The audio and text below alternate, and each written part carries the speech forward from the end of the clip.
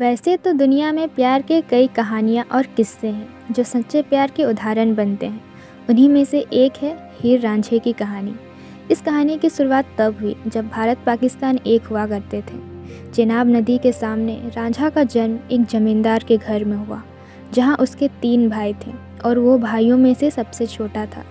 छोटे होने की वजह से वो अपने पापा का लाडला था। बचपन से ही वो बहुत लाड प्यार से पला बढ़ा, जिसकी वजह से वो बहुत खुशमिजाज बेफिक्र की ज़िंदगी जिया करता था और हमेशा अपने सपनों की राजकुमारी के बारे सोचा करता था। उसके तीनों भाई खेत में काम किया करते, कड़ी मेहनत करते, लेकिन रांझा उनका हाथ बटाने के बजाय बांसुरी बजाया करता। लेकिन बेफिक्र रांझे की ऐसी ज़िंदगी सिर्फ तब तक ही थी जब तक कि उसके पिता थे। पिता के गुजर जाने के बाद तीनों भाई मिलकर रांझे से ज़बरदस्ती काम करवाते, जिसमें रांझे का मन बिल्कुल भी नहीं लगता। कुछ वक्त बीतने के बाद जब तीनों भाइयों की शादी हो जाती है तो रांझे की भाभीयों ने भी रांझे के ऐसे काम को देख उसे खाना देने से मना करने लगती थी। तब वो घर छोड़कर चला जाता है। चलते चलते वो एक मस्जिद में रुकता है। कुछ दिन वहाँ रुकने के बाद वो फिर आगे बढ़ता है और हीर के गांव जा पहुँचता है।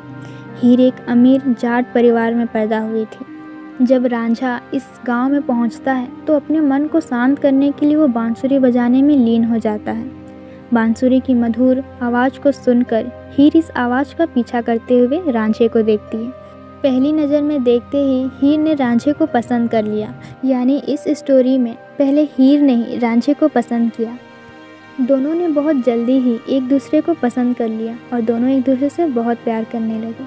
लेकिन रांझे को कोई काम की ज़रूरत थी जिससे वो अपना जीवन यापन कर सके, तो हीर ने अपने पिता से कहकर रांझे को एक मवेशी चराने का काम सौंप दिया। अब हीर और रांझा आसानी से चुपके मिला करते। हीर घंटों रांझा के बांसुरी को सुना करती और उसमें खो जाया करती। बहुत दिनों तक ऐसा चलने के बाद एक दिन हीर के चाचा को उनके प्रेम के बारे पता चल गया, तो वो हीर के पिता को आकर सब कुछ बता दिया, जिसकी वजह से हीर के पिता ने सबसे पहले तो उसे नौकरी से निकाल दिया और बाद में हीर की शादी करवा दी। इसके बाद रांझा दर दर भटकने लगा और अपना पेट पालने के लिए भिक्षा मांगने लगा। ऐसा करते करते कुछ साल बीत गया। किस्मत से वो एक दिन हीर के ससुराल जा पहुंचा। एक रोज़ जब वो भिक्षा मांगने के लिए दरवाजे पर आवाज़ लगाया तो हीर उसे भिक्षा देने बाहर निकली। अचानक दोनों एक दूसरे को देख हैरान हो गए और शायद खुश भी। इसीलिए रांझा अब डेली हीर से भिक्षा के बहाने मिलने आया करता। पर बहुत जल्दी ही हीर के भाभी ने ये सब देख लिया। रांझे को टोका। हीर की बेइज्जती ना हो इसलिए रांझे ने हीर से हमेशा दूर रहने के बारे में सोचा। पर रांझे के दूर जाने से हीर की तबीयत बहुत ख़राब हो गई।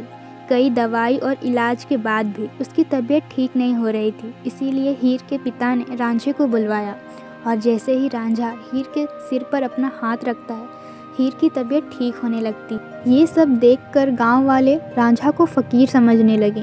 लेकिन कुछ समय के बाद जब गांव वालों को इस बात की सच्चाई का पता चलता है कि ये कोई फ़कीर नहीं बल्कि रांझा है जो हमेशा बांसुरी बजाया करता है, तो फिर गांव वाले उसे पीटकर भगा दिए। जिसके बाद राजा इसे चोर समझकर पकड़ लेता है।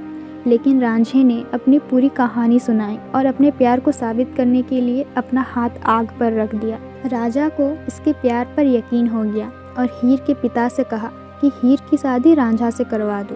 डर के मारे हीर के पिता ने उन दोनों की शादी करवाने की बात मान ली, पर हीर के चाचा इस शादी से बिल्कुल भी खुश नहीं थे और ये शादी ना हो पाए इसीलिए हीर के खाने में जहर डाल दिया। लेकिन ये बात रांझा को पता चल गया और वो भागते भागते हीर के पास पहुंचा। लेकिन तब तक बहुत देर हो चुका था। वो जहरीला खाना खाते ही हीर की मौत हो गई। यह सब रांझा को बर्दाश्त नहीं हुआ, इसीलिए रांझे ने भी वो खाना खाकर अपनी जान दे दी। इस घटना के बाद लोगों ने इस कहानी को बहुत पसंद किया, इसीलिए आज भी यह बहुत लोकप्रिय है। इनके सच्चे प्यार को देख लोगों ने इनके नाम के बीच और शब्द लगाना मुनासिब नहीं समझा, इसीलिए कहा जाता है हीर रांझा। तो गाइस, कैसी लगी आपको हीर रांझे की सच्ची प्रेम कहानी? अगर वीडियो थोड़ी भी अच्छी लगी हो तो लाइक करें और मेरे स्टोरी चैनल से जुड़ने के लिए चैनल को सब्सक्राइब कर दें।